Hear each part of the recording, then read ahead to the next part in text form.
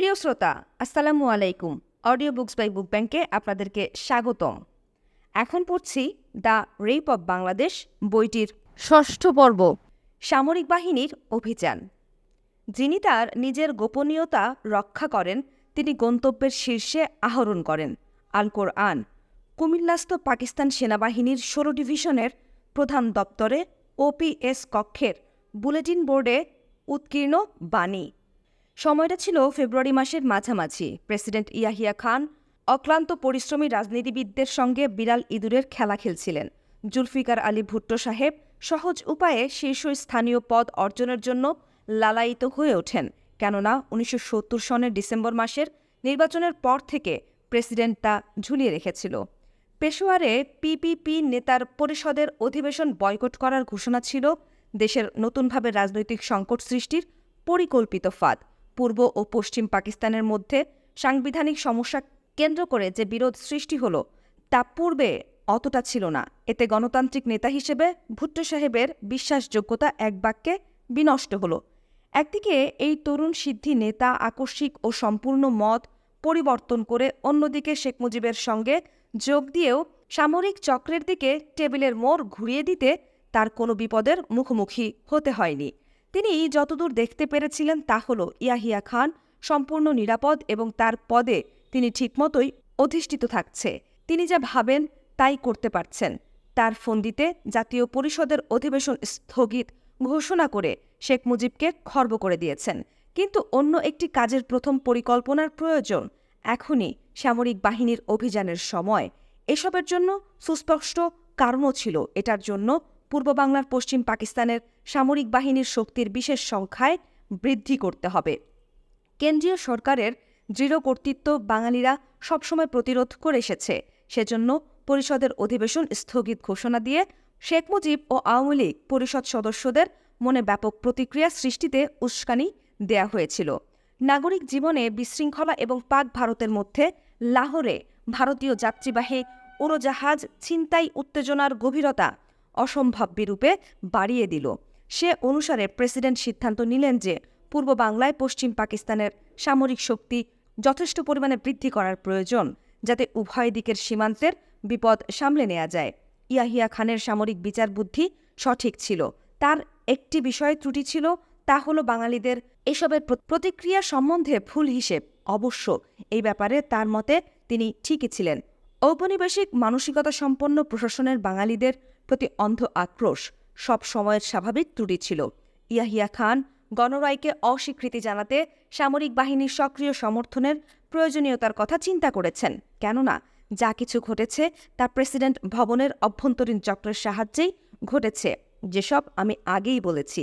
এই গোপন চক্রে প্রধান সেনাপতি ও 4 তারকা পদে পদোন্নতি জেনারেল হামিদ খান, প্রেসিডেন্টের প্রধান staff officer lieutenant general Pirzada, core commander টিক্কা খান, জেনারেল স্টাফের প্রধান লেফটেন্যান্ট জেনারেল গুল হাসান, জাতীয় নিরাপত্তা সংস্থার চেয়ারম্যান মেজর জেনারেল ওমর এবং আন্তঃসার্ভিস গোয়েন্দা বিভাগের পরিচালক মেজর জেনারেল আকবর। সামরিক বাহিনীর কর্মকর্তাদের সঙ্গে আরও 2 জন বেসামরিক ভদ্রলোকও ছিলেন। একজন হলেন প্রেসিডেন্টের উপদেষ্টা ও পাকিস্তানের জাদ্রেল আমলা জনাব এম আহমদ, আর অন্যজন হলেন বেসামরিক গোয়েন্দা সংস্থার পরিচালক জনাব রিজভি। এসব ভদ্রলোকেরা স্পষ্টত ইয়াহিয়া খানের বিশ্বস্ত ও তার অত্যন্ত অনুগত ছিল। শেখ মুজিবুর রহমানের 6 দফা ভিত্তিক সংবিধান প্রণয়নের প্রচেষ্টাকে বানচাল করার ধারণায় সে সময়ে বড় যুক্তি হিসেবে কাজ করেছে। এই ধারণাকেই সামরিক বাহিনীর উচ্চ পদের কর্মকর্তাদের সঙ্গে চাতুরীপূর্ণ খেলার প্রচেষ্টা চালালেন। এরা হলেন 5 প্রদেশের সামরিক গভর্নর ও সামরিক আইন প্রশাসক বৃন্দ এবং বিমান ও নৌবাহিনীর সেনাপতিগণ। তারা ছিলেন মোটামুটি সৎ এবং বুদ্ধিমান। ব্যক্তিগত উচ্চাকাঙ্ক্ষা বা বেসামরিক ব্যাপারে হস্তক্ষেপে তাদের স্বাভাবিক অনীহা ছিল। এরা হলেন লেফটেন্যান্ট জেনারেল আতিকুর রহমান, তিনি অবিভক্ত পশ্চিম পাকিস্তানের প্রাক্তন গভর্নর এবং বর্তমানে পাঞ্জাবের গভর্নর, আর অন্যজন হলেন লেফটেন্যান্ট জেনারেল রাহমান গুল, সিন্ধুর বর্তমান গভর্নর। আমি এদের খুব কাছ থেকে দেখেছি। আমি এদেরকে বাস্তববাদী ও সহানুভূতিশীল ব্যক্তি বলে জানি। এরা অনেক দুরূহ কাজও প্রশংসনীয়ভাবে সম্পন্ন করে থাকেন। অন্যরাও তাদের মতোই ছিলেন, এ ব্যাপারে কোনো সন্দেহ নেই। এদের বাইরে যে লোকগুলো ছিলেন তারা হলেন অন্য জগতের লোক।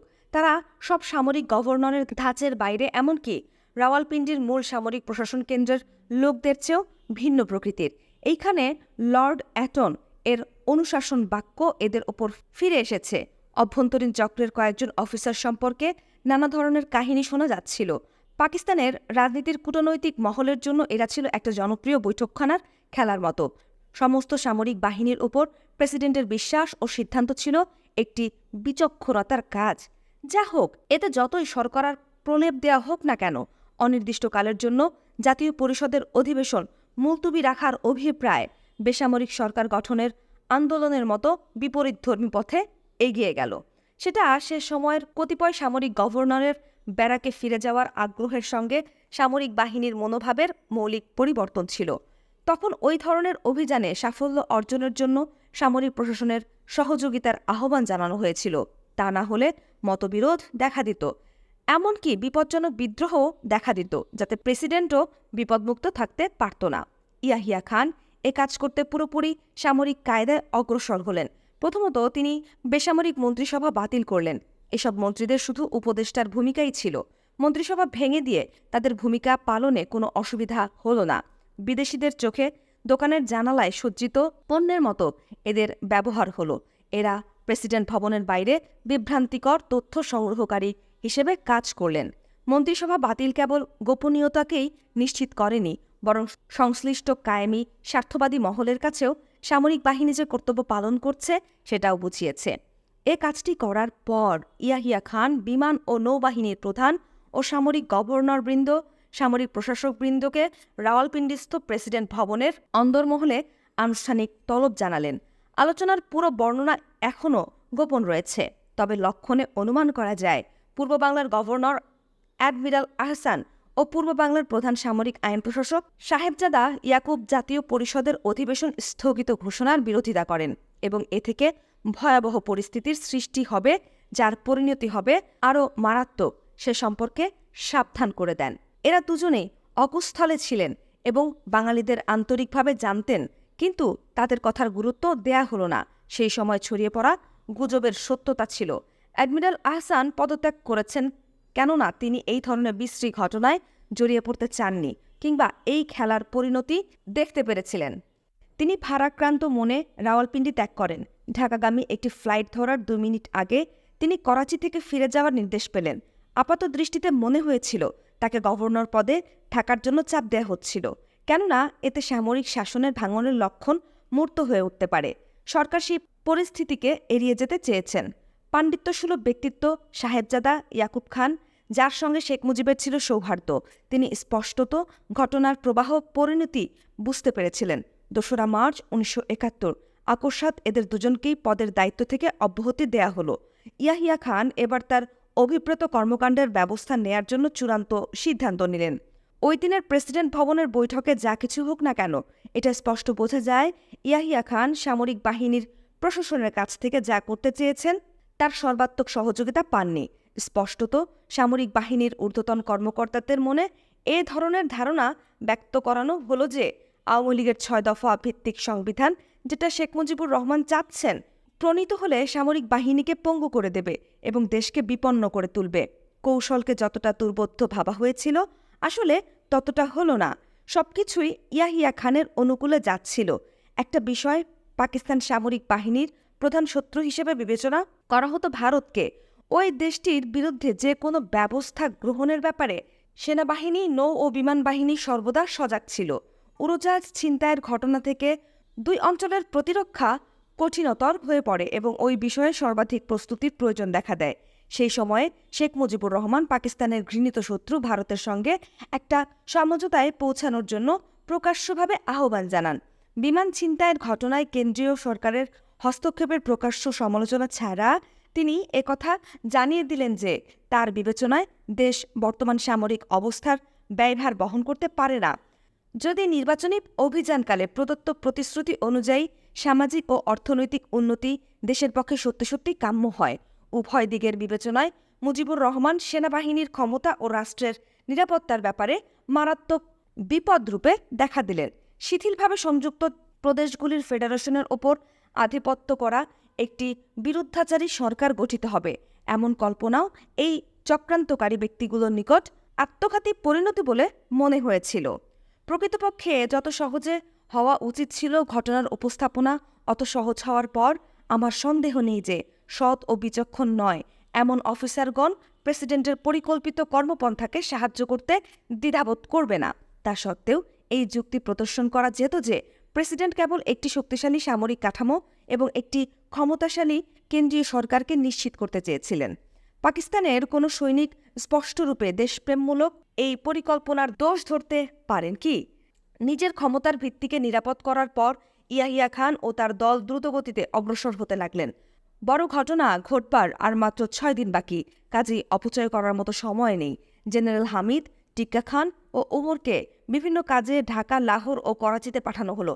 বিমান ও নৌবাহিনীর প্রধান সেনাপতিদের তাদের চাকরির সঙ্গে সংশ্লিষ্ট পৃথক পৃথক দায়িত্ব দেওয়া হলো। করাচির সংবাদপত্রের সম্পাদকদের কোনো ব্যাখ্যা ছাড়াই নির্দেশ দেওয়া হলো যে আন্তঃসার্ভিস জনসংযোগ দফতরের অনুমতি না পাওয়া পর্যন্ত উচ্চপদস্থ কর্মচারীদের গতিবিধি প্রকাশ করা চলবে না। এই আদেশ সম্পর্কে কৌতূহলী দৃষ্টি ছিল, কিন্তু কোনো মন্তব্য ছিল না। যদি থাকতো তাহলে তা হতো ইয়াহিয়ার পক্ষে বিপজ্জনক, কিন্তু দেশের জন্য কল্যাণকর। একই সময়ে দেশের সর্বত্র সেনাবাহিনীকে নতুনভাবে সতর্ক অবস্থায় রাখা হলো। এর অজুহাত ছিল ভারতের সঙ্গে উত্তেজনাকর সম্পর্ক। একই কারণে বেলুচি রেজিমেন্টের 1 ব্যাটালিয়ন সৈন্য ও বিপুল পরিমাণে সমরোপকরণ জাহাজে বোঝাই করে ঢাকাস্থ পূর্বাঞ্চলীয় কমান্ডো হেডকোয়ার্টারের উদ্দেশ্যে রওনা দেওয়ার জন্য আদেশ দেওয়া হলো। প্রথমে যে জাহাজটি পাওয়া যায় তা ছিল এমভি সোয়াত নামে একটি মালবাহী জাহাজ, যা সিংহল হয়ে চট্টগ্রাম পর্যন্ত দীর্ঘ ভ্রমণের জন্য প্রস্তুত ছিল। রাতের অন্ধকারে সেনাবাহিনী ও যুদ্ধ উপকরণ বোঝাই করার জন্য সেটি রিকুইজিশন করা হয়। 3রা মার্চ যখন জাহাজটি চট্টগ্রামে দেখা যায়, তখন বাঙালিরা তাদের নির্বাচনের বিজয়ের ফল থেকে তাদের বঞ্চিত করার উদ্দেশ্যে ষড়যন্ত্রের ফলশ্রুতি হিসেবে প্রেরিত এই সৈন্যদের উপস্থিতি দেখে বিস্মিত হয়েছিল। পরবর্তী কয়েকদিন বিমান বাহিনীর C-130 বিমান, অন্যান্য সেনা দল এবং আরও অধিক রণসম্ভার নিয়ে ঢাকার দিকে একে একে পাড়ি জমাতে থাকে। বিমানগুলো পুরো মাত্রায় পশ্চিম পাকিস্তানি সামরিক ইউনিটসমূহ বহন করে আনে এবং বাঙালি ইউনিটগুলোকে গুরুত্বপূর্ণ এলাকা থেকে সরিয়ে ও পশ্চিম পাকিস্তানে বদলি করে সেখানে নবাগতদের বহাল করা হয়। পাকিস্তানি আন্তর্জাতিক বিমান সংস্থার সঙ্গে বিমানপথে সেনাবাহিনী পাঠাবার বন্দোবস্ত করা হয়। করাচি বিমানবন্দরে কর্মরত লোকেদের কাছ থেকে হজ টার্মিনালে আকস্মিক সামরিক তৎপরতার খবর জানা যায়। টার্মিনালটি সম্ভবত হজের সময়ের বাইরে নির্জন থাকে। সেটি সামরিক বাহিনীর অতিক্রমণ কেন্দ্রে পরিণত হয় এবং 2রা থেকে 24শে মার্চের মধ্যে পাকিস্তান আন্তর্জাতিক বিমান সংস্থার বাণিজ্যিক ফ্লাইট সিংহল হয়ে ঢাকা পর্যন্ত 6000 মাইল আকাশপথ অতিক্রম করে 12,000 সেনা বহন করে আনে। সিংহলের কর্তৃপক্ষ প্রতিবাদ করতে পারেনি, কেননা বিমানগুলো কেবল যথার্থরূপে টিকিট কাটা অসামরিক যাত্রী বহনের ভান করত এবং স্পষ্টরূপেই এগুলোকে সেভাবেই দেখানো হতো। করাচির নৌবাহিনী থেকে বহু বদলির খবর শোনা গেল। এই সমস্ত জাহাজে শতকরা 70 জন বাঙালি নাবিক ছিল। শীঘ্রই সে সমস্ত জাহাজে তাদের স্থান অবাঙালিরা দখল করল। সে সমস্ত টর্পেডোবাহী ক্ষুদ্র নৌবহর তাদের কর্তব্য পালনের জন্য পূর্বাঞ্চলের চট্টগ্রাম ও চালনার দিকে ধাওয়া করল।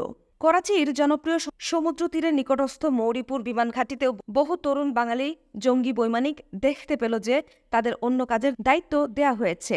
ঢাকায় পূর্বাঞ্চলীয় কমান্ডো হেডকোয়ার্টারে কর্মরত বাঙালিরা ব্যাপকভাবে মানুষ ও মালপত্রের হস্তান্তর লক্ষ্য করে হতভম্ব হয়ে যায়, কিন্তু তাদের মোটামুটি কিছুই জানতে দেয়া হয়নি। সেনাবাহিনী ও বিমান বাহিনীর সিনিয়র অফিসারদের তাড়াতাড়ি ঢাকার বাইরে পাঠিয়ে দেয়া হয় এবং দূরবর্তী অসামরিক কেন্দ্রগুলোতে সাধারণ কাজে নিয়োজিত করা হয়। বেঙ্গল রেজিমেন্টের একটা ইউনিট ঢাকার পিলখানা পূর্ব পাকিস্তান রাইফেলসের আবাসিক এলাকায় আশ্রয় গ্রহণ করে। ভারতের বিরুদ্ধে প্রতিরক্ষার জন্য রংপুর, ময়মনসিংহ জেলার বিভিন্ন স্থানে যে সমস্ত ট্যাঙ্ক রাখা হয়েছিল সেগুলো ঢাকায় নিয়ে আসা হলো। ঢাকায় আনার 1 ঘন্টার মধ্যে সেগুলো বিভিন্ন শহরে ব্যবহারের উপযোগী করে তোলা হলো। 28শে ফেব্রুয়ারি তারিখে শহরে সামান্য উত্তেজনা দেখা দিল যখন একজন মালি এই সংবাদপত্র প্রচার করল যে পূর্ব পাকিস্তানের সামরিক আইন প্রশাসক লেফটেন্যান্ট জেনারেল সাহেবজাদা ইয়াকুব তার চাকরদেরকে মালপত্র বাদাসাদার জন্য আদেশ দিয়েছেন। লেফটেন্যান্ট জেনারেল টিক্কা খান সরাসরি দায়িত্ব গ্রহণ করার পর 3রা মার্চ এই সেনা অধ্যক্ষ ঢাকা ত্যাগ করেন। এতে মনে হয় দেশে কি হতে যাচ্ছে তা তিনি জানতেন। লক্ষ্য করা গেছে যে পূর্ব বাংলার অন্যান্য কেন্দ্রস্থ পশ্চিম পাকিস্তানের সামরিক অফিসারদের ছেলেমেয়েদের সাময়িকভাবে স্কুলে যাওয়া বন্ধ করে দেওয়া হয়। তাদের পরিবারবর্গকে গোপনে ঢাকায় নিয়ে আসা হয় এবং যে বিমানে করে পশ্চিম পাকিস্তান থেকে সেনাবাহিনী আনা হতো সেই বিমানে করে তাদের পরে করাচিতে পাঠিয়ে দেওয়া হয়। এসব ঘটনা থেকে বোঝা যায় যে ফেব্রুয়ারির তৃতীয় সপ্তাহে রাওয়ালপিন্ডিতে অনুষ্ঠিত সামরিক বৈঠকটি পরিবর্তনের সূচনা করে, তথাপি এটা অপেক্ষাকৃতভাবে অলক্ষিত ছিল। একথা স্পষ্ট যে সামরিক সংস্থা মনোভাব গোপন রেখেছিল, কিন্তু 1 মার্চ তারিখে পরিষদের অধিবেশন মুলতবি ঘোষণা পর্যন্ত জানা যায়নি। কি অন্যায়ভাবেই না সামরিক কর্তৃপক্ষ বাঙালি অনুভূতির প্রচণ্ডতা সম্পর্কে অযৌক্তিক সিদ্ধান্তে উপনীত হয়েছিল। তখন সমস্ত পরিকল্পনা ভেঙে খান খান হয়ে গেল এবং সময় নেওয়ার জন্যই এই ঘটনা হঠকারী সংগ্রামে পরিণত হয়। এই ঘটনায়ও ইয়াহিয়া খান নিজেকে একজন ধূর্ত সেনা নায়ক হিসেবে প্রমাণ করলেন। তিনি রাজনীতিবিদদের অবিরাম আলাপ আলোচনায় আবদ্ধ করে তাদের সন্দেহ দূর করলেন। ইত্যবৎসরে পূর্ব বাংলায় সামরিক শক্তি দ্বিগুণ করা হলো। তারপর নিজের পছন্দমতো সময় ও স্থানে তিনি মরণ আঘাত হানলেন। কুমিল্লায় মেজর বশির অপারেশনের ক্রোড়পত্র সরবরাহ করেন। তিনি খোলাখুলিভাবে শ্রদ্ধামাখা বিস্ময়ের সঙ্গে বলেন, আমি কখনো আপনাদের কাছে বলতে পারিনি কিভাবে এই মহৎ লোকটি আমাদের রক্ষা করেছেন। অবিস্মরণীয় 25 দিন। এমনকি গান্ধীজিও বিস্মিত হতেন। খান ওয়ালি খান। পূর্ব বাংলার অন্যান্য দিনের মতো 1971 সনের 1 মার্চ দিনটিও গতানুগতিকভাবে অতিবাহিত হচ্ছিল। ঢাকার রাস্তাঘাটে প্রতিদিনকার মতো হকার, দোকানদার, ভিক্ষুকদের ভিড় ছিল। অপরিহার্য সাইকেল, রিকশা এবং অন্যান্য যানবাহনগুলোর নির্বিকার আমেজে চলাচল করছিল। বুড়িগঙ্গা নদীর তীরে সদরঘাটে দেশি নৌকা এবং লঞ্চগুলো ব্যস্ত যাত্রী পারাপারে হৈ হৈ মত্ত ছিল। ঢাকা ক্লাবের লাউঞ্জগুলোতে বুট শার্ট পরা ব্যবসায়ী আর লিনেনের স্যুট পরা সরকারি কর্মচারী আলুর চাট এবং মাছের সুস্বাদু খাবার হাতে নিয়ে পরস্পরের সঙ্গে গুলজারে মত্ত ছিল। শহরের রাস্তায় যেখানে সেখানে আনারস বিক্রেতা এক আনায় রসালো সুস্বাদু ফলের ফালি বিক্রি করছিল। তখনই একটা বোমা পড়ল। এটা ছিল বাংলাদেশের কাছে হিরোশিমার চেয়েও ভয়ঙ্কর বোমা। প্রেসিডেন্ট ইয়াহিয়া খানের অনির্ধারিত সময়ে জাতীয় পরিষদ স্থগিত ঘোষণার বিবৃতি প্রচারিত হলো। এই প্রথমবারের মতো এই অধিবেশন মাত্র 2 দিন পরে শুরু হতে যাচ্ছিল। বিবৃতিটি ছিল তালগোল পাকানো, যুক্তি সর্বত্র, আল্লাহর কাছে প্রার্থনা আর জাতির জনকের নামে আবেদন। কিন্তু এই ভাষণে পরিষদের অধিবেশনের কোনো নতুন তারিখের উল্লেখ ছিল না। বিহবল বাঙালিদের কাছে এটা কোনো ঘটনাই ছিল না। তারা এতটুকু ভাবতে পারছিল যে পশ্চিম পাকিস্তানিরা আরেকবার ওয়াদা ভঙ্গ করল। এটা চরম বিশ্বাসঘাতকতার কাজ এবং এই কাজের পরিণতি হল যুদ্ধ ঘোষণা করা। এটাকে যাই বলা হোক না কেন, অনুভূতিতে এটাই ছিল এই ধরনের। বাংলাদেশ একটা পৃথক গন্তব্য খুঁজে পেতে চায় এবং পশ্চিম পাকিস্তানিরাও তাই চাচ্ছেন। মুহূর্তের মধ্যে সমস্ত দোকানপাট, অফিস কাচারি, রেস্তোরাঁ, বাজারঘাট সব জনশূন্য হয়ে পড়ল। মিটিংয়ের কোনো ঘোষণা ছিল না বা তার কোনো সময়ও ছিল না। সারিবদ্ধ জনতাকে ঐতিহাসিক পল্টন ময়দানের দিকে এগিয়ে যেতে দেখা গেল। জনতার মুখে আক্রোশের ছাপ, হাতে বাঁশের লাঠি, লোহার রড, হকি স্টিক, এমনকি নারকেলের পাতাবিহীন ডগা পর্যন্ত। এই আক্রোশের স্বতঃস্ফূর্ত বহিঃপ্রকাশ দেখে বিদেশি সহ পশ্চিম পাকিস্তানিরা বিস্মিত হয়েছিল। এই আক্রোশের তীব্রতা এমন ছিল যে হাজার অরাজকতা সৃষ্টিকারীর হাজার হাজার বাক্য বিষ ছড়ালেও অতটা বিস্ময় প্রকাশ পেত না। ঢাকার এই বিক্ষোভ ও আক্রোশের ঘটনা প্রদেশের প্রত্যন্ত অঞ্চলেও অনুকরণ তুলেছিল। সেদিনই বিক্ষুব্ধ বাঙালির হৃদয়ে বাংলাদেশের জন্ম হল। বিকাল 4:30টার মধ্যে ময়দানে 50,000 জনতার সমাবেত হয়েছিল। তখনও শেখ মুজিবুর রহমান এবং তার সহকর্মীগণ হোটেল পূর্ববাণীতে আওয়ামী লীগের ওয়ার্কিং কমিটির জরুরি বৈঠকে আলোচনা করছিল। ইয়াহিয়া ও ভুট্টোর নামে মুর্দাবাদ মুহুর্মুহু স্লোগানে মুখরিত ছিল। জয় বাংলা, স্বাধীনতা না অস্বাধীনতা, স্বাধীনতা, স্বাধীনতা। চারিদিকের আকাশ বাতাস উদ্বেল হয়ে পড়েছিল। জৈনক ছাত্রনেতা মাঝে মাঝে উপরে উঠে স্বাধীনতা এবং ইয়াহিয়া ভুট্টো চক্রের বিশ্বাসঘাতকতা সম্পর্কে জনতার উদ্দেশ্যে উচ্চস্বরে জ্বালাময়ী বক্তব্য রাখছিলেন। ইতিমধ্যে পূর্ববাণী হোটেলের বাইরের প্রাঙ্গণটি আক্রোশে ফেটে পড়া জনতায় ভরে গেল। তাদের মুখে ছিল বিভিন্ন স্লোগান এবং স্বাধীনতার দাবি। কোনো একজন পাকিস্তানি পতাকা জোগাড় করে আনল। জনতা আনুষ্ঠানিকতা ছাড়াই সেটাকে পুড়িয়ে ফেলল। কাছের পিআইএ অফিসের জানালার কাচ ভেঙে ফেলল। কয়েকজন ফচকে ছোকরা হোটেলের প্রবেশপথে পশ্চিম পাকিস্তানিদের দোকান লুট করতে চেষ্টা করল। জনতার আক্রোশ নাগালের বাইরে যেতে চলেছিল। শেখ মুজিবুর রহমান বেলকুনিতে এসে দাঁড়ালেন। জনতা শান্ত হল। তিনি সংক্ষিপ্ত এবং সুসংহত বক্তব্য রাখলেন। ২রা মার্চ ঢাকায় এবং পরদিন সারা বাংলাদেশে ধর্মঘট পালিত হবে। তিনি জনতাকে একথাও বললেন, ৭ই মার্চ রেসকোর্স ময়দানে ভাষণ দেবেন এবং স্ব-অধিকার অর্জনের জন্য কর্মসূচি ঘোষণা করবেন। একথায় স্পষ্টত জানা যায় যে স্বাধীনতা ঘোষণার জন্য বারবার আহ্বান করা সত্ত্বেও শেখ মুজিবুর রহমান তা মেনে নেননি, বরং জনতার আহ্বান তখনও এড়িয়ে গেছেন। সেই রাতে ঢাকা শহরের সর্বত্র উচ্ছৃঙ্খল জনতা ও পুলিশের মধ্যে সংঘর্ষ হল। কিছু সংখ্যক অবাঙালি ও তাদের সম্পত্তির উপর আক্রমণের ঘটনাসহ কয়েকটি অগ্নিসংযোগের ঘটনার কথা জানা গেল। আওয়ামী লীগের স্বেচ্ছাসেবক দলগণের সঙ্গে মধ্যস্থতা করতে গেলে ক্রুদ্ধ জনতার হাতে নাজেহাল হতে হয়। ইতিমধ্যে পার্শ্ববর্তী শিল্প শহর নারায়ণগঞ্জ পর্যন্ত এই বিশৃঙ্খলা ছড়িয়ে পড়ল। সেখানে সংগঠিত কটা দুর্ঘটনার সংবাদ জানা গেল। এটাই হলো ২৫ দিনব্যাপী গণবিক্ষোভের সূচনা। তার নজির পাকিস্তানে মেলে না। সেনাবাহিনী কখনো এই জাতীয় গণবিক্ষোভের আশা করেনি। শেখ মুজিবুর রহমান সাধারণ ধর্মঘটের আহ্বান জানালেন। পরদিন ঢাকা নগরী তার আহ্বানে সাড়া দিল। জীবনযাত্রা নিশ্চল হয়ে পড়ল। সমগ্র রাজপথ ধরে শুধু জনবিক্ষোভ ও বিক্ষুব্ধ জনতার সংগ্রাম ছাড়া আর কিছুই ছিল না। পূর্বাঞ্চলীয় প্রধান সেনানিবাসের কর্মকর্তাবৃন্দ ঘটনা মূল্যায়ন করে চিন্তিত হয়ে পড়লেন। কেননা নিয়মিত আইন প্রয়োগকারী সংস্থা এই ধরনের আন্দোলনের মুখোমুখি হওয়ার সামর্থ্য রাখত না। সে কারণে সন্ধ্যা ৭টা থেকে ১২ ঘণ্টা কারফিউ বা সন্ধ্যা আইন জারি করা হলো। আইন শৃঙ্খলা বজায় রাখার জন্য সেনাবাহিনী তলব করা হলো। এ যেন বাঁশের ঝাঁপি দিয়ে ঝড়ের গতি রোধ করা। ঢাকা শহরে সর্বত্র সন্ধ্যা আইন লঙ্ঘিত হল। টহলরত সেনাবাহিনীর সদস্যরা আইন শৃঙ্খলা বজায় রাখতে গুলি চালালো। বেশ কজন মারা গেল, কিন্তু নিরস্ত্র জনতা খালি হাতেই সামরিক বাহিনীর মুখোমুখি দাঁড়ালো। বাঙালিরা এইবার তাদের সাহস ও প্রতিরোধ করার ক্ষমতা দেখাতে থাকল। ৩রা মার্চ শেখ মুজিবুর রহমান প্রদেশব্যাপী সাধারণ হরতাল ও অহিংস সহযোগ আন্দোলনের ডাক দিলেন। ইতিমধ্যেই প্রদেশের অন্যত্র এই বিক্ষোভের জোয়ার লেগেছে। দুই একটা বিচ্ছিন্ন হিংসাত্মক ঘটনা চলতে থাকলেও দেশের সর্বত্র জনগণ শেখ মুজিবুরের আহ্বানের সাড়া দেয়। আন্দোলন আরও সংহত ও নিয়মতান্ত্রিক পথে এগিয়ে চলল। যখন কারফিউ আর দেশ কার্যকর করা যাচ্ছে না, তখন সেনাবাহিনী ফিরিয়ে নেওয়া হলো। ঢাকায় আইনশৃঙ্খলা ফিরে এলো। আওয়ামী লীগের নির্দেশে খাদ্যদ্রব্যসহ যাবতীয় সামগ্রী সরবরাহ সেনাবাহিনীর জন্য বন্ধ করে দিল। সেনাবাহিনীও ক্ষুধার জ্বালা অনুভব করতে লাগল। ওই রাতে কর্তৃপক্ষ চট্টগ্রামে আগত এমভি সোয়াত থেকে সৈন্য এবং গোলাবারুদ নামাতে চেষ্টা করলে মারাত্মক গণ্ডগোল দেখা দেয়। ডক শ্রমিকরা এই সংবাদ চারিদিকে ছড়িয়ে দিল।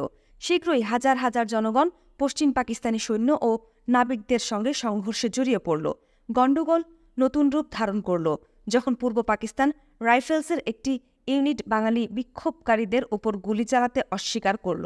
জানা গেল ৭ জনকে কোর্ট মার্শাল দেয়া হয়েছে এবং পরবর্তীকালে গুলি করে মারা হয়েছে। এই ঘটনা বাঙালিদের বিক্ষোভের তীব্রতা আরও বাড়িয়ে দিল। অসহযোগ আন্দোলন বিস্তার লাভ করায় সঙ্গে সঙ্গে পরিস্থিতির ওপর আওয়ামী লীগের মনোভাব কঠোর হতে আরম্ভ করল এবং উপর্যুপরি হরতালের পরিপ্রেক্ষিতে প্রদেশের সকল কর্মতৎপরতা পঙ্গু হয়ে গেল। ৩রা মার্চ থেকে শেখ মুজিবুর রহমান প্রতিদিন সকাল ৭টা থেকে অপরাহ্ন ২টা পর্যন্ত অবিরাম হরতাল পালনের নির্দেশ দিলেন। সেই নির্দেশ অনুসারে প্রতিদিন এই প্রদেশের ওই সময়ের জন্য সবকিছু বন্ধ হয়ে গেল। সরকারি অফিস, আদালত, ব্যাংকের দরজা হলো বন্ধ। এমনকি ডাক ও তার বিমান, ট্রেন পর্যন্ত অচল হয়ে পড়ল। ঢাকা, কুমিল্লা, চট্টগ্রাম, যশোর ও অন্যান্য সেনানিবাসে রেশনের স্বল্পতার জন্য সৈনিকদের সরিয়ে নেওয়া হলো। অসহযোগ আন্দোলনে অংশগ্রহণকারী বাঙালিরা কোনো ক্রমেই সেনানিবাসের কাজে সহায়তা করতে রাজি নয়। এমন পরিস্থিতিতে আকস্মিকভাবে প্রেসিডেন্ট কর্তৃক অপসারিত গভর্নর আহসানের স্থলাভিষিক্ত হতে লেফটেন্যান্ট জেনারেল টিক্কা খান ঢাকায় এসে পৌঁছালেন। বিদ্রোহ দমনের ব্যাপারে টিক্কা খানের পুরনো অভিজ্ঞতা রয়েছে। তিনি ইতিমধ্যেই বেলুচিস্তানের কসাই নামে সুনাম অর্জন করেছেন। কয়েক বছর আগে তিনি কঠোর হস্তে বেলুচিস্তানের বিদ্রোহ দমন করেছেন। এবার তিনি পূর্ব বাংলায় একই ধরনের কাজ করার জন্য দায়িত্বে এসেছেন। তিনি যা খুশি তাই করতে পারেন। সেজন্য গভর্নর ও সামরিক আইন প্রশাসক এই দ্বৈত ভূমিকা তাকে দেয়া হয়েছে।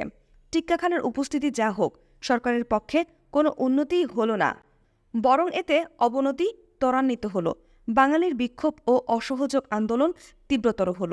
সরকারি কাজকর্ম প্রদেশের সব স্থানেই বন্ধ হয়ে গেল। বিশেষত যে ঢাকা আন্দোলনের কেন্দ্রবিন্দু, সেখানে সরকারের নিয়ন্ত্রণে কিছুই নেই। সরকারি দফতর এবং অন্যান্য বেসরকারি ভবনে পাকিস্তানি পতাকার স্থলে কালো পতাকা উড্ডীন হলো। শেখ মুজিবের নির্দেশে ঢাকা রেডিও ও টেলিভিশন কেন্দ্রগুলোতে আদেশ অমান্য করে পাকিস্তানি জাতীয় সঙ্গীতের পরিবর্তে বাংলা দেশাত্মবোধক গান প্রচারিত হতে লাগল। এই সকল দফতরের কর্মচারীগণ সরকারি চাকরি বিধি লঙ্ঘন করে পশ্চিম পাকিস্তানের ঊর্ধ্বতন কর্তৃপক্ষের আবদ্ধ হয়ে আওয়ামী লীগ নেতার নির্দেশ মেনে চলতে লাগল। প্রতিদিন বিকাল 2টা পর্যন্ত ধর্মঘট অতিবাহিত হওয়ার পর স্টেডিয়াম ও অন্যান্য জায়গায় জনসভা অনুষ্ঠিত হতে লাগল। এইসব সভায় ছাত্রনেতৃবৃন্দ ও আওয়ামী লীগের কর্মকর্তারা বক্তব্য রাখতেন। এই বক্তৃতা মঞ্চ থেকে শেখ মুজিবের আদেশাবলী তাদের মাধ্যমে ঘোষিত হতো। এক সুযোগে 341 জন কয়েদি ঢাকা জেল ভেঙে স্টেডিয়ামের জনসভায় এসে উপস্থিত হলো এবং কয়েদিদের উর্দি পরা অবস্থাতেই তারা রাস্তায় শোভাযাত্রার সামিল হলো। কর্তৃপক্ষ এই দৃশ্য অসহায় দৃষ্টিতে দেখতে লাগল। আন্দোলনের গতি তীব্রতর হতে থাকল। স্বাধীনতার দাবির ব্যাপকতা বেড়েই চলল। সেই কারণে সকলের দৃষ্টি ঢাকার রেসকোর্স ময়দানে নিবদ্ধ থাকল। সেখানে শেখ মুজিবুর রহমান 7 মার্চ স্বাধীনতার ঘোষণা দেবেন বলে সকলেই আশা করছিল। এসব ঘটনা রাওয়ালপিন্ডির সামরিক চক্রকে অসহিষ্ণু করে তুলল। তারা স্পষ্টত বাঙালির প্রতিক্রিয়া সম্পর্কে দুঃখজনকভাবে ভুল হিসেব করল। অতিরিক্ত সৈন্য পাঠানো সত্ত্বেও পূর্বাঞ্চলে পশ্চিম পাকিস্তানের সামরিক শক্তি প্রচণ্ড গণবিদ্রোহ দমনের জন্য যথেষ্ট ছিল না।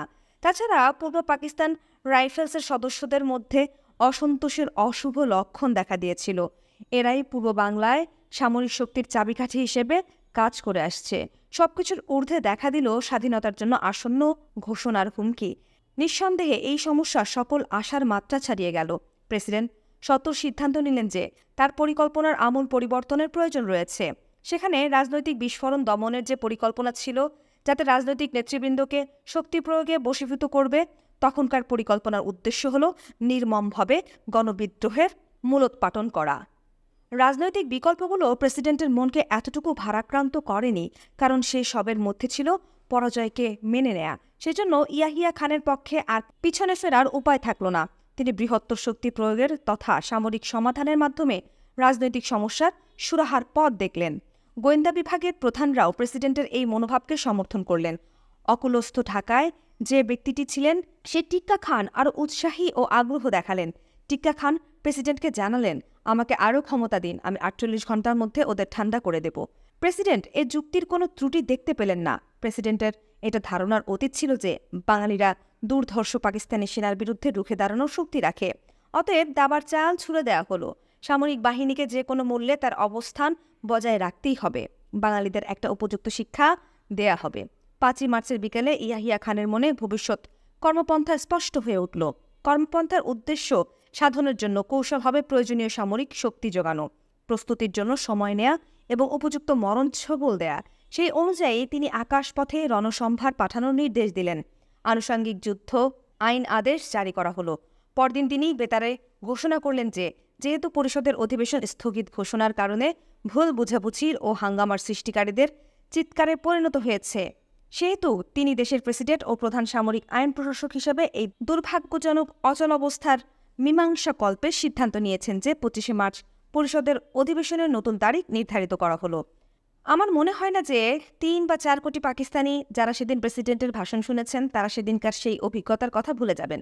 বাস্তব ক্ষেত্রে ইয়াহিয়া খান জনদাবির প্রত্যুত্তরে এটা জানাতে পারতেন, কিন্তু বক্তব্যে তিনি যে ধাঁচের ইঙ্গিত দিয়েছেন, যে সুরে বলেছেন, তাতে তার মনোভাবে দুরভিসন্ধি স্পষ্ট হয়ে উঠেছে।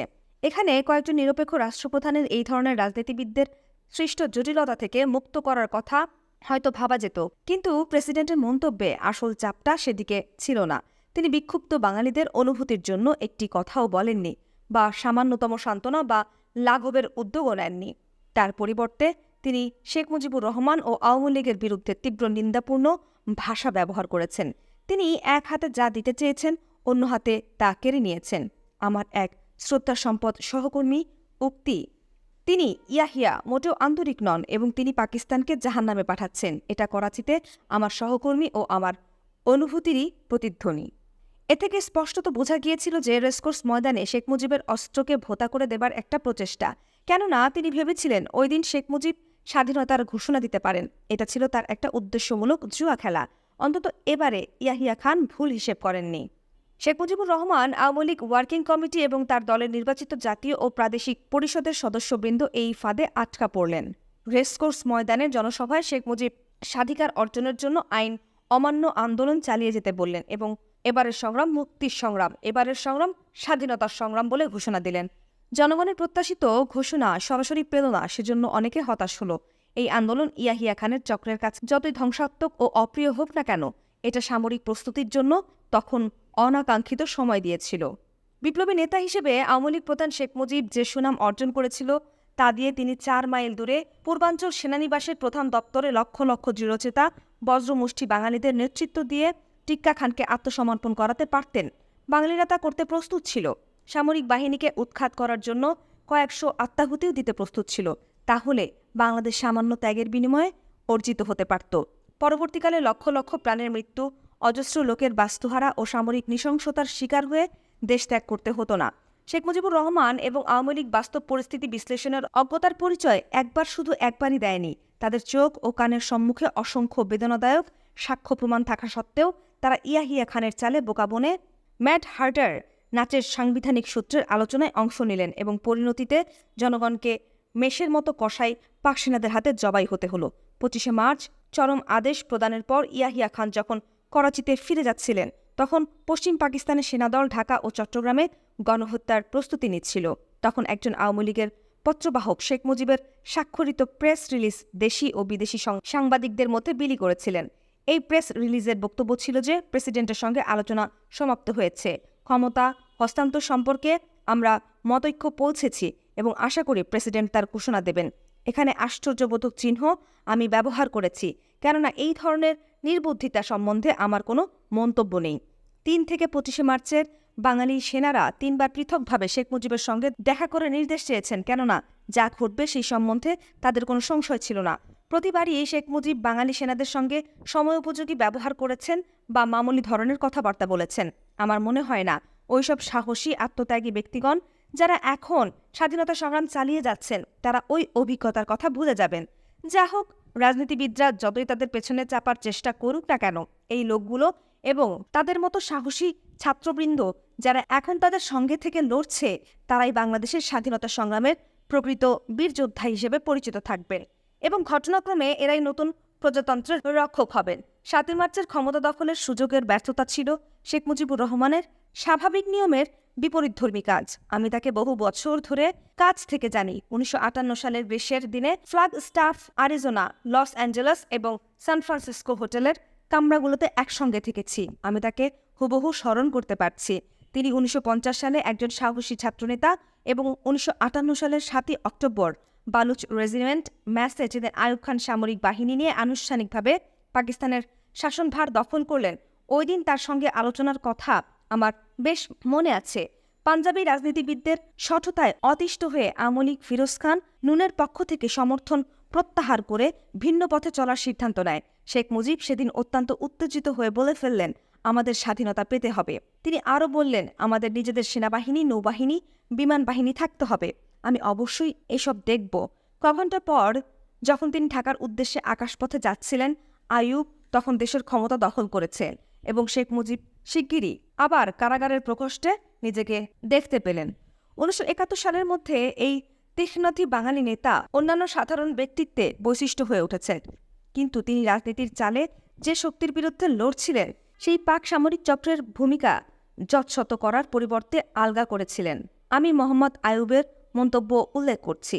মুজিবের ব্যর্থতার কারণ তিনি যে নেতৃত্ব দিয়েছেন তার মধ্যে নিহিত নয়, তা নিহিত রয়েছে বাস্তব পরিস্থিতির সম্পর্কে তার জ্ঞানের মধ্যে, যার বিরুদ্ধে তিনি সংগ্রাম করেছেন। এটা ছিল রাজনীতির সঙ্গে তার নিবিষ্ট চিত্ততা, যা তাকে তৎপ্রবর্তিত আন্দোলনের ব্যাপকতর সামাজিক সংশ্লেষণের বিচার থেকে তাকে নিবৃত করেছিল। বাংলাদেশ, এ স্ট্রাগল ফর নেশনহুড, পৃষ্ঠা 62। এবার 7 মার্চের কথায় ফিরে আসি। সেদিনকার রেসকোর্স ময়দানের জনসভা বাঙালিদের সংগ্রামের একটি নাটকীয় মোড় হিসেবে চিহ্নিত হয়ে আছে, কিন্তু জনগণ যা আশা করেছিল তা হয়নি। শেখ মুজিবুর রহমান স্বায়ত্তশাসন অর্জনের জন্য একটি কর্মসূচি দেওয়ার প্রতিশ্রুতি দেন, কিন্তু সভায় উপস্থিত 10 লক্ষাধিক লোক জানতে এসেছিলেন অন্য কিছু, স্বাধীনতার ঘোষণা। বিগত কয়েক সপ্তাহ ধরে সমগ্র পূর্ব বাংলা আক্রোশে ফেটে পড়েছিল। ঢাকা এবং প্রদেশের অন্যান্য স্থানে সভাগুলোতে এটা স্পষ্ট হয়ে উঠেছিল যে বাঙালিরা পরিস্থিতির এমন এক পর্যায়ে পৌঁছেছে যেখান থেকে আর ফিরে আসার পথ নেই। ছাত্রনেতাগণ বাস্তব পরিস্থিতির প্রতি ছিল স্পন্দনশীল। তারা প্রকাশ্যভাবে স্বাধীনতার পক্ষে প্রচারের কাজে বেরিয়ে পড়লেন। তারা প্রকৃতপক্ষে আওয়ামী লীগকে স্বাধীনতা সংগ্রামের জন্য প্রস্তুত এবং অবশিষ্ট সকলের সঙ্গে সামিল হওয়ার জন্য চরম পত্র দিলেন। এমন পরিস্থিতিতে শেখ মুজিবের বক্তৃতা শোনার জন্য জনসাধারণ রেসকোর্স ময়দানে সমবেত হয় এবং তাদের দৃঢ় সংকল্পের কথা জানাতে তারা সঙ্গে শর্টগান, তরবারি, ঘরের তৈরি বল্লম, বাঁশের লাঠি প্রভৃতি বিভিন্ন অস্ত্রশস্ত্র নিয়ে আসে। সেদিন একটি পুলিশ কিংবা সেনাবাহিনীর কোনো লোকও দেখা যায়নি। সেনাদলের উপস্থিতির নিদর্শন একটিমাত্র সবুজ পিঙ্গল বর্ণের হেলিকপ্টার, যা গাছের ওপর দিয়ে অবিরামভাবে উড়ছিল। সেনাবাহিনীর ঐরূপ পরিস্থিতিতে কিছু লোককে বিচলিত করতে পারে এই আশায় হেলিকপ্টারটি উড়লে জনগণকে মোটেই বিচলিত হতে দেখা যায়নি। সম্ভবত সেদিনের জন্য হেলিকপ্টারের আরোহীরা আরও ভীত হয়ে পড়েছিল। নিরাপদ দূর থেকে সেদিন জনসমুদ্রে যে দৃঢ় প্রতিবাদ তারা সচক্ষে দেখেছিল তা তাদের মারাত্মক দুশ্চিন্তার কারণ হয়েছিল। যদি এই জনসমুদ্র সেনাবাহিনীর বিরুদ্ধে অভিযান করত, তাহলে ট্যাঙ্ক কিংবা কামান বন্দুক নিয়ে তাদের নিস্তব্ধ করা সম্ভব হতো না। এই বিপদের কথা টিক্কা খান ভালোভাবেই অবগত ছিলেন। হেলিকপ্টারটি চক্কর মারার কারণও ছিল তাই। ময়দানে সমবেত জনসমুদ্রের দৃষ্টি নিবদ্ধ ছিল সভামঞ্চের ওপর, যেখানে যে কোনো মুহূর্তে বঙ্গবন্ধু শেখ মুজিবের উপস্থিতি আশা করা হচ্ছিল। বঙ্গবন্ধু, বাঙালিরা সবাই শ্রদ্ধা ও আদরের সঙ্গে এই নামে শেখ মুজিবকে ডেকে থাকে। সভায় উপস্থিত হতে বঙ্গবন্ধু বিলম্ব করছিলেন। শেখ মুজিবুর রহমান তখন দলের ওয়ার্কিং কমিটির জরুরি সভায় রত ছিলেন। জাতীয় পরিষদের অধিবেশনের জন্য প্রেসিডেন্ট যে নতুন তারিখ ঘোষণা করেছেন তা বিবেচনার জন্য তার বাসভবনে আগের দিন সন্ধ্যায় এই সভা আহ্বান করা হয়েছিল। জনগণ উচ্চস্বরে দাবি করে আসছে স্বাধীনতা ঘোষণার জন্য। সেই বিষয়ে আওয়ামী লীগের সদস্যদের সিদ্ধান্ত গ্রহণের কথাও ছিল। এর জন্য প্রবল চাপ দেয়া হচ্ছিল। একদিকে ছিল শক্তিশালী ছাত্র সংগঠনের হুমকি, আর চাপ দেয়া হচ্ছিল যে আওয়ামী লীগের উচিত পশ্চিম পাকিস্তানের সঙ্গে সম্পর্কচ্ছেদের কথা ঘোষণা করা। এদের সঙ্গে ছিল রাজপথে জনগণের দাবির চাপ। এ দাবির বিরুদ্ধে যুক্তি ছিল স্বাধীনতা ঘোষণার সঙ্গে সঙ্গে কসাই টিক্কা খান পরিচালিত পশ্চিম পাকিস্তানি সেনাবাহিনী পূর্ব বাংলায় বর্বরোচিত প্রতিশোধ গ্রহণের সুস্পষ্ট সম্ভাবনা রয়েছে, যার ফলে নিরীহ লোকদের জীবনহানি ঘটবে। ঢাকা ও চট্টগ্রামের বিস্তীর্ণ এলাকা বিধ্বস্ত হয়ে যাবে। শেখ মুজিব রক্তপাতের বিরোধী ছিলেন। তারপর তাদেরকে বিপদের ঝুঁকি নেওয়ার জন্য উৎসাহিত করা, কেননা জেনারেল ইয়াহিয়া খানের পরিষদের অধিবেশনের জন্য তারিখ নির্ধারণ স্পষ্ট আত্মসমর্পণ। এটা তাদের কাছে মনে হয়েছিল যে 2 বছর আগে ফিল্ড মার্শাল আইয়ুব খানের যে পরিণতি ঘটেছিল, ইয়াহিয়া খানও অনুরূপ পরিণতির শিকার হবেন। প্রেসিডেন্ট সঠিকভাবে আগেই অনুমান করতে পারছিলেন যে যুদ্ধ মাত্রই অন্যায় মনোভাবের লোকদের কাছে প্রবল আবেদন জাগাবে, কেননা তারা ব্যালট বাক্সের মাধ্যমে বিজয়ের রস আস্বাদনের আশা করছে। সারা রাত এবং দিনের একটি বিরাট অংশ ধরে আলাপ আলোচনা চলল, তথাপি আওয়ামী লীগ কোনো সিদ্ধান্তে পৌঁছাতে পারল না। স্পষ্টত তারা দ্রুত পদক্ষেপ গ্রহণের বিরুদ্ধে, কেননা তা ভয়াবহ পরিণাম ডেকে আনতে পারে। অবশেষে মুজিব প্রকাশ্যভাবে বলার সিদ্ধান্ত নেন। তিনি বললেন যে তিনি প্রেসিডেন্টের কাছে 4 দফা দাবি পেশ করবেন এবং প্রদেশব্যাপী অহিংস আন্দোলনের নেতৃত্ব দান করবেন, যা নিশ্চিতভাবে বাঙালিদের দৃঢ় সংকল্পের কথা প্রকাশ করবে। এই 4 দফা হলো: 1. অবিলম্বে সামরিক আইন প্রত্যাহার করতে হবে। 2. সামরিক বাহিনীর লোকদের অবিলম্বে ছাউনিতে ফিরিয়ে নিতে হবে। 3. নিহতদের জন্য তদন্ত করতে হবে। এবং 4. অবিলম্বে অর্থাৎ 25শে মার্চ পরিষদের অধিবেশন বসার আগেই জনগণের নির্বাচিত প্রতিনিধিদের হাতে ক্ষমতা হস্তান্তর করতে হবে। দাবিগুলো ছিল সমঝোতা জাতীয়। এগুলোর লক্ষ্য অপরিবর্তনীয় থাকবে, যেমন জনগণের হাতে ক্ষমতা হস্তান্তর ও সেনাবাহিনী প্রত্যাহার, কিন্তু এর পদ্ধতি হবে অহিংস। অসহযোগ আন্দোলনের সাফল্য সম্পর্কে শেখ মুজিবুর রহমান বিশ্বাসের কারণ সম্পর্কে তিনি পূর্ণ সচেতন ছিলেন যে তার হাতে জনগণের ক্ষমতারূপ শক্তিশালী অস্ত্র রয়েছে। প্রেসিডেন্টের অভিপ্রায়কে সঠিকভাবে বুঝতে তিনি হিসেবে ভুল করেছেন এবং সেজন্যই তিনি তার চরম অস্ত্রের ব্যবহার করতে ব্যর্থ হলেন।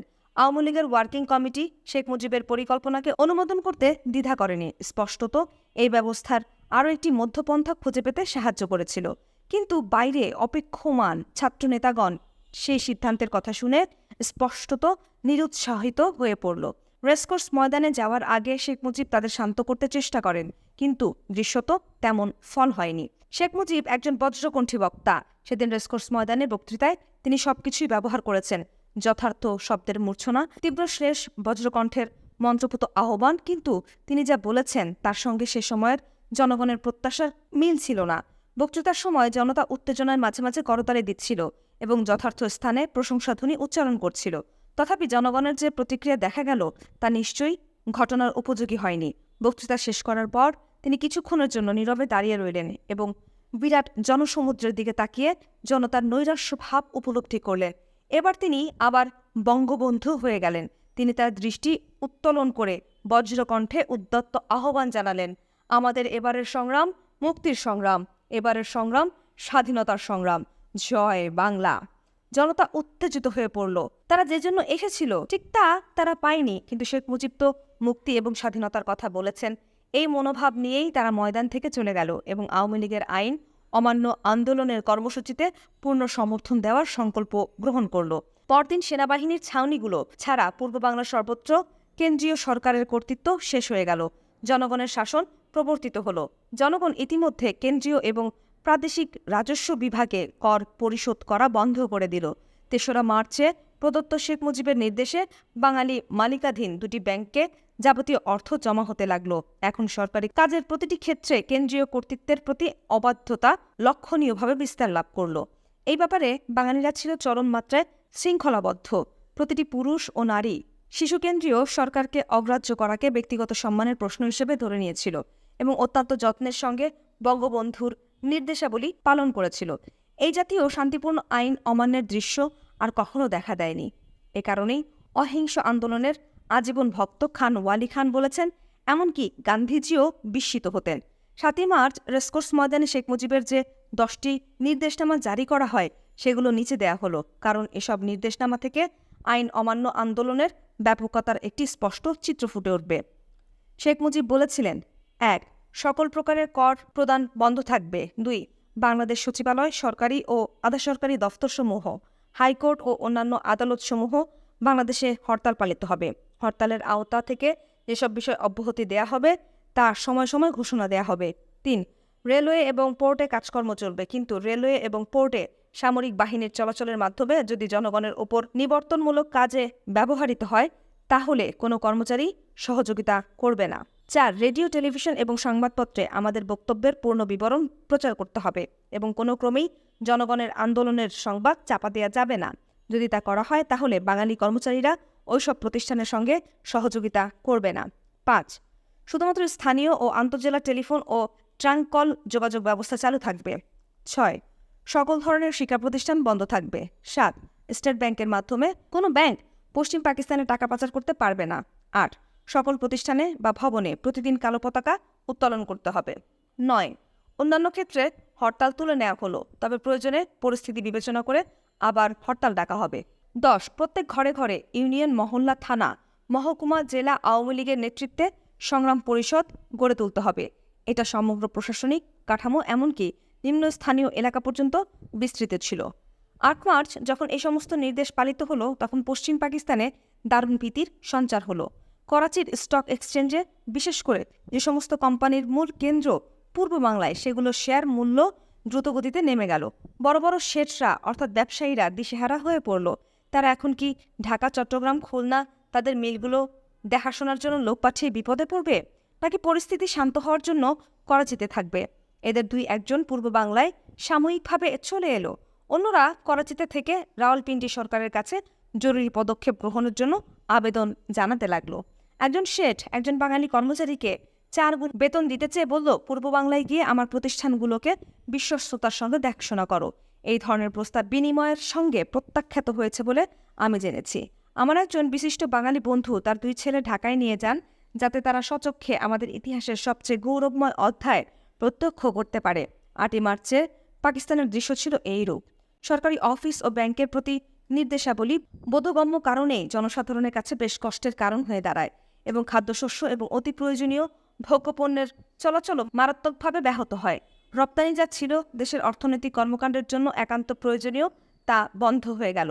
তাই আওয়ামী লীগের সাধারণ সম্পাদক ও শেখ মুজিবের ঘনিষ্ঠতম উপদেষ্টা বিপ্লবী বাংলাদেশ সরকারের প্রধানমন্ত্রী 8ই মার্চ জনসাধারণের অসুবিধা দূর করার জন্য এবং পূর্ব বাংলার অর্থনৈতিক ক্ষতি রোধ করার জন্য কতিপয় ব্যাখ্যা ও ছাড় দিয়ে জনগণের কষ্ট লাঘবের চেষ্টা করেন।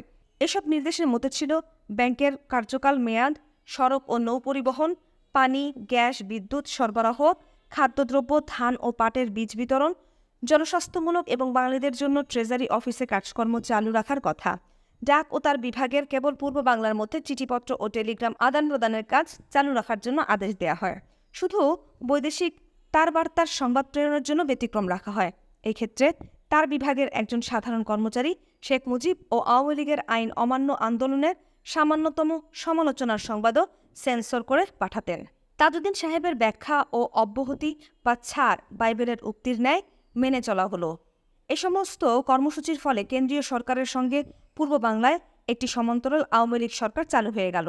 পাকিস্তানের ইতিহাসে এই ঘটনা নজিরবিহীন। পূর্ব বাংলায় বাঙালিদের শক্তির অমিত তেজে পশ্চিম পাকিস্তানিরা আতঙ্কগ্রস্ত হয়ে পড়ল।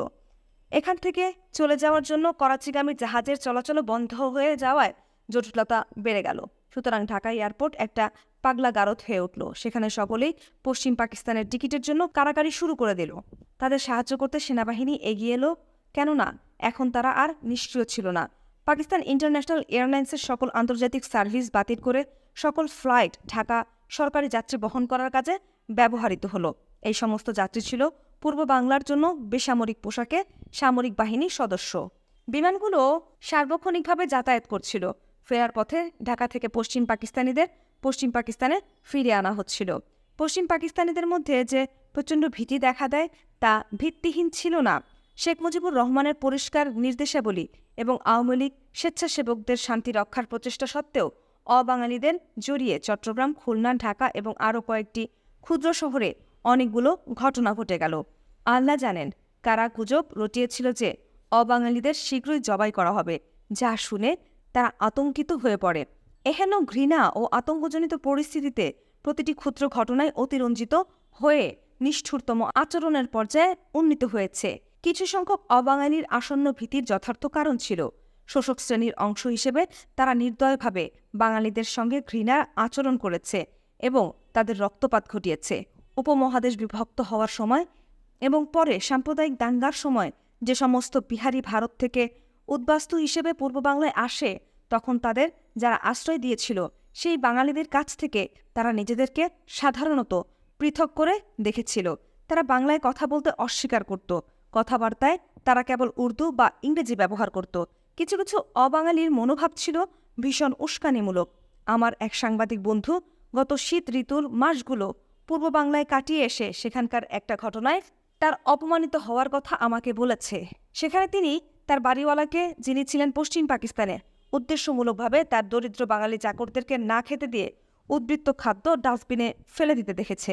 এই ধরনের লোকদের যে কোনো সমাজে তাদের কুকর্মের শাস্তিস্বরূপ ভয় পাওয়ার কারণ থাকে, কিন্তু তাই বলে 25শে মার্চের রাতে সেনাবাহিনী কর্তৃক হত্যাযজ্ঞ শুরু হওয়ার পর অবাঙালি পরিবারদের উপর যে নিষ্ঠুরতা চালানো হয়েছে তাকেও ন্যায়সঙ্গত বলা চলে না। 15ই মার্চ আইন অমান্য আন্দোলনকে আরও কঠোর করা হলো। পরিস্থিতি এমন এক পর্যায়ে পৌঁছালো যে সরকারি কর্মচারীগণ কর্তৃক আওয়ামী লীগের নামে কেবল করই সংগ্রহীত হলো না, পূর্ব বাংলায় কেন্দ্রীয় ও প্রাদেশিক সরকারের সমগ্র শাসনযন্ত্রই আওয়ামী লীগের নির্দেশে চলতে লাগলো।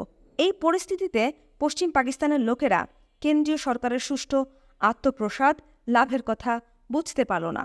ইয়াহিয়া খান ব্যর্থ হয়েছেন এবং ফিল্ড মার্শাল আইয়ুব খানের মতো তিনিও অন্য কাউকে তার উত্তরাধিকার করে যাবেন, এমন কথা যথেষ্ট শোনা গেল। এই গুঞ্জন তখন কে দায়িত্ব নেবে সে সম্পর্কে জল্পনা কল্পনার খেলায় পরিণত হলো। সামরিক প্রতিষ্ঠানগুলো খুব সতর্কতার সঙ্গে গোপনীয়তা রক্ষা করছিল। কেবল ঊর্ধ্বতন অফিসারগণই জানতেন যে কি হতে যাচ্ছে। কিন্তু নগণ্য সংখ্যক অন্য কর্মচারী, যারা সামরিক বাহিনীর গতিবিধির অজস্র প্রমাণ পরীক্ষা করে এই খেলা সম্পর্কে সন্দেহ পোষণ করেছিলেন, কিন্তু তাদের সন্দেহের কথা কখনো সংবাদপত্রে প্রকাশিত হয়নি।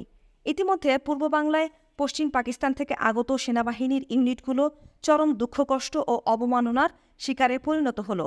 স্থানীয় বাজার থেকে সেনাদলকে খাদ্যদ্রব্য ও নিত্যকার প্রয়োজনীয় জিনিসপত্র দিতে অস্বীকার করা হলো। তারা বাজারে জিনিসপত্র কিনতে গেলে তাদের ব্যঙ্গ করা হতো ও তাদের ওপর থুতু ফেলা হতো। কোনো দোকানদারই তাদের কাছে কোনো কিছু বিক্রি করতো না।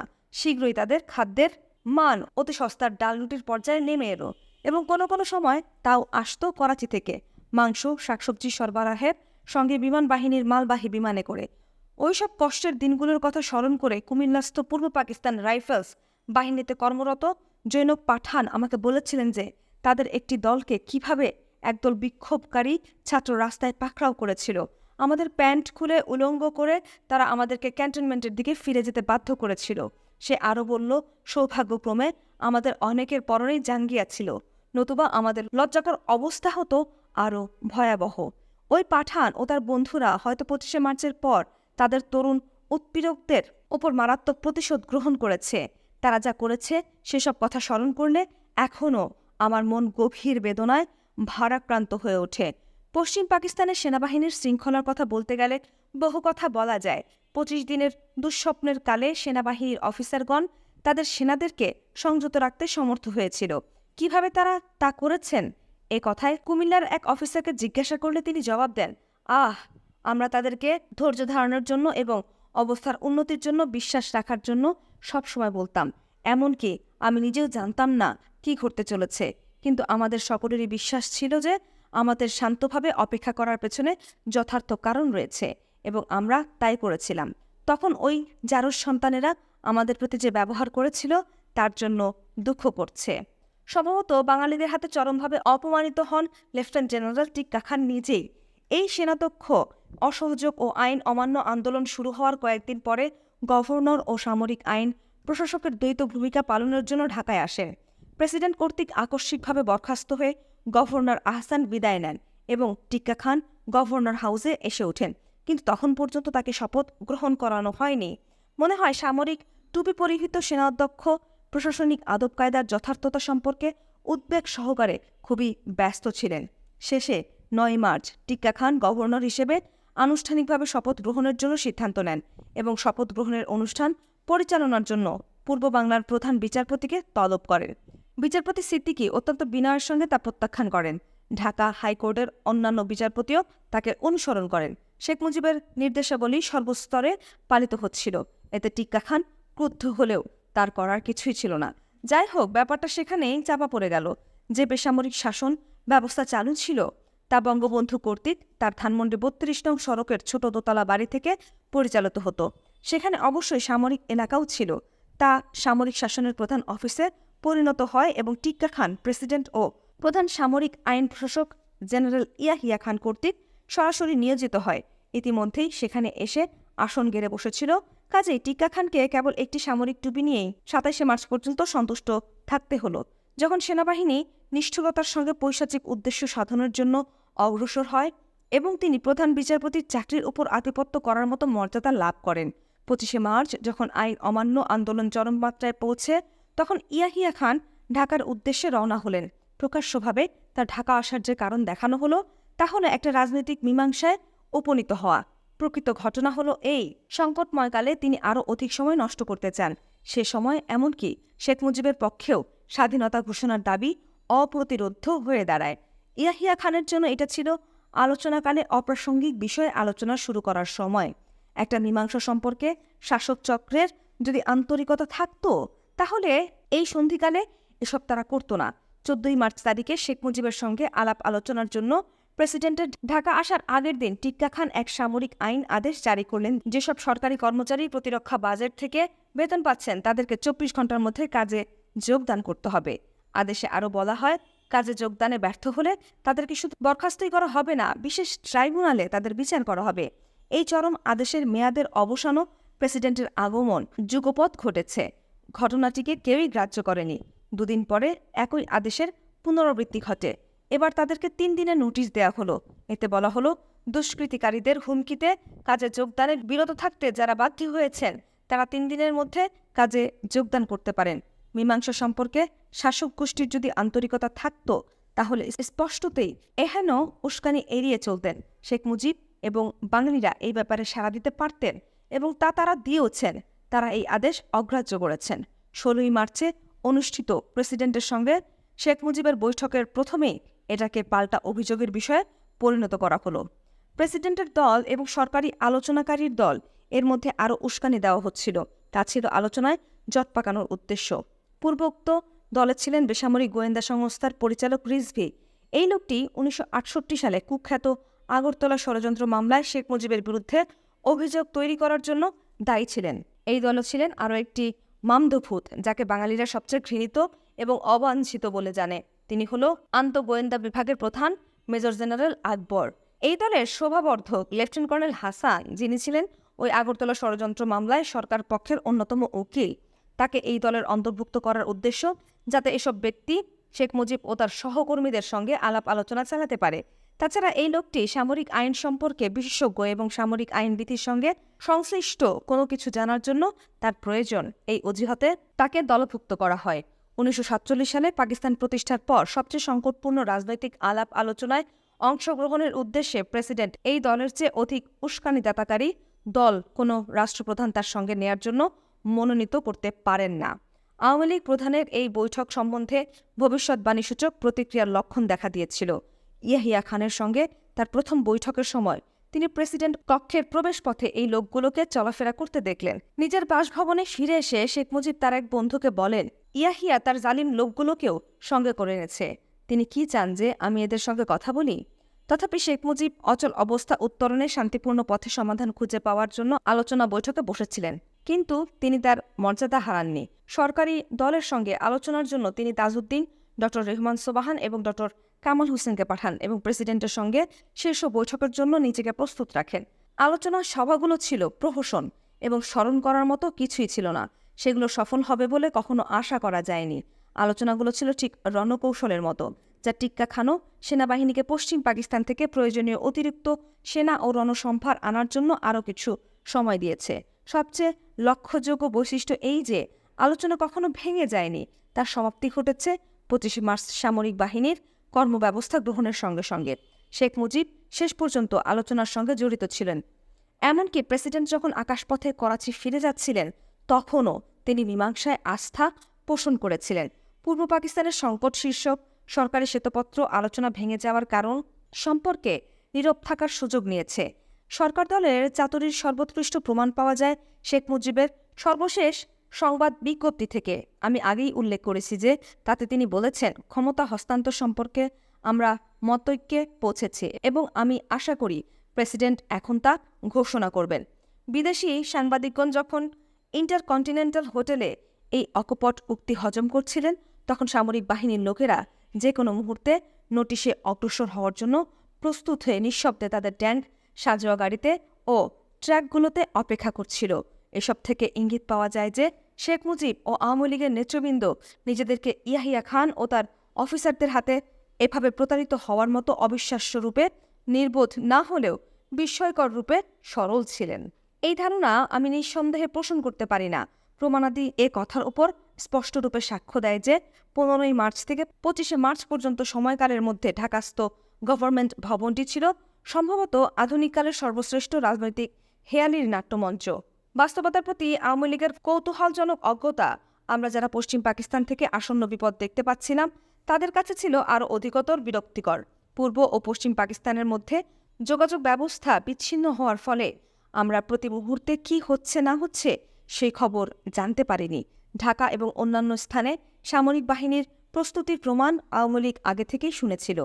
পিআইএ, বোয়িং এবং পাকিস্তান বিমান বাহিনীর C-130 বিমানগুলো নিয়মিতভাবে সাজ সরঞ্জাম সহ যোদ্ধাদের বয়ে আনছিল। ঢাকা বিমানবন্দরটি মেশিনগান ও বিমান বিধ্বংসী কামানে সজ্জিত হয়ে বিমান ঘাঁটিতে পরিণত হয়েছিল। দূরবর্তী সীমান্ত জেলাগুলো থেকে ট্যাঙ্কগুলো শহরে নিয়ে আসা হলো। সেগুলোকে শহরের ব্যবহার উপযোগী করে নেওয়া হলো। সেনাদলের নিয়মিত গতিবিধি চলতেই থাকলো। পূর্ব পাকিস্তান রাইফেল বাহিনী ও বাঙালি রেজিমেন্টে অফিসার ও লোকদেরকে সুপরিকল্পিতভাবে ছোট ছোট দলে বিভক্ত করা হলো। কিছু লোককে করা হলো নিরস্ত্র। নেতৃবৃন্দ এই সমস্ত খবর জানতেন। 19 মার্চ ঢাকা শহর থেকে 22 মাইল দূরে অবস্থিত জয়দেবপুরে চীন নির্মিত অর্ডিন্যান্স ফ্যাক্টরিতে পাহারারত পূর্ব পাকিস্তান রাইফেল বাহিনীর একটি দলকে নিরস্ত্র করতে গেলে পশ্চিম পাকিস্তানি সেনাদল ও স্থানীয় জনগণের মধ্যে মারাত্মক সংঘর্ষ হয়। সরকারি হিসাব মতে 2 জন নিহত ও 5 জন আহত হয়। আওয়ামী লীগ নিজস্ব হিসাব মতে সেনাবাহিনীর লোকেদের গোলাগুলির ফলে নিহতের সংখ্যা 120 জন। 24শে ফেব্রুয়ারির আগেই শেখ মুজিবুর রহমান তার লোকদেরকে হুঁশিয়ার করে দিচ্ছিলেন যে সংবিধান প্রণয়নের কাজ নস্যাৎ করার জন্য একটি কৃত্রিম সংকট তৈরি করা হচ্ছে এবং চক্রান্তকারী শক্তিগুলো পুনরায় আঘাত হানার জন্য প্রস্তুতি নিচ্ছেন। পরিষদের অধিবেশন মুলতবি হয়ে যাওয়ার পর এবং বাঙালিদের অসহযোগ আন্দোলন চলাকালে 3রা মার্চ শেখ মুজিব বলেন, দুঃখের কথা এই যে সমস্ত বিমানের পশ্চিম পাকিস্তান থেকে নির্বাচিত প্রতিনিধিদের নিয়ে আসার কথা ছিল, তার বদলে সেগুলো সামরিক বাহিনীর লোক ও অস্ত্রশস্ত্র বহন করার কাজে নিয়োজিত হয়েছে। এই সমস্ত অশুভ ইঙ্গিত থাকা সত্ত্বেও আওয়ামী লীগের নেতৃবৃন্দ নিজেদেরকে প্রেসিডেন্ট ও তার অফিসারদের সঙ্গে বিরামহীনভাবে আলোচনায় নিযুক্ত রেখেছেন। এতে তাদের ভবিষ্যৎ পরিকল্পনা সহজ বিজ্ঞতা ছিল না। 7ই মার্চ রেসকোর্স জনসভায় শেখ মুজিবুর রহমান পূর্ব বাংলার প্রতিটি ঘরকে দুর্গে পরিণত করার নির্দেশ দেন। দেশব্যাপী সংগ্রাম পরিষদ গঠন করেন। এই সহজাত প্রবৃত্তি ছিল যথার্থ, কিন্তু এ ব্যাপারে যে সমস্ত আদেশ দেয়া হয়েছিল তা যথার্থভাবে কাজে পরিণত হয়নি। বস্তুত 23 মার্চ পল্টন ময়দানে বাংলাদেশের 3 রঙা পতাকা উত্তোলনের ঘটনা ছিল উৎসাহব্যঞ্জক। চারপাশে দুর্গ পরীক্ষা খনন করার মতো যে প্রজ্ঞা জনগণের ছিল আরও অধিক প্রত্যয় প্রদান করবে, এবং 5 মাইল দূরে অবস্থিত সামরিক ক্যান্টনমেন্টে যে যুদ্ধ প্রস্তুতি চলছে তার সমকক্ষ না হলেও তারা তার বিরুদ্ধে রুখে দাঁড়াবে। বিলম্বে হলেও এই ঘটনা বাংলাদেশের ইতিহাসের মোড় ঘুরিয়ে দেবে। যতই এটা দেখানো হোক আওয়ামী লীগের আইন অমান্য আন্দোলনের সাফল্য ততটা প্রয়োজনীয় সামগ্রীপূর্ণ ছিল না। সর্বাধিক চাপ প্রয়োগ এবং সবচেয়ে কম প্রস্তুতির ভ্রান্তি হয় ক্ষতিকারক। ফলত পূর্ব বাংলা রেজিমেন্ট ও পূর্ব পাকিস্তান রাইফেল বাহিনীর মুষ্টিমেয় অফিসার ও জওয়ানদের বিস্ময়কর সাহস ও সংকল্পের দৃঢ়তা পশ্চিম পাকিস্তানি সামরিক বাহিনীর লোকদের অভিযানকে প্রতিরোধ করেছে। সেই দিনে তারাই বাংলাদেশকে রক্ষা করেছে। প্রতিটি দেশের সাহসী মানুষ তাদের সালাম জানাবে।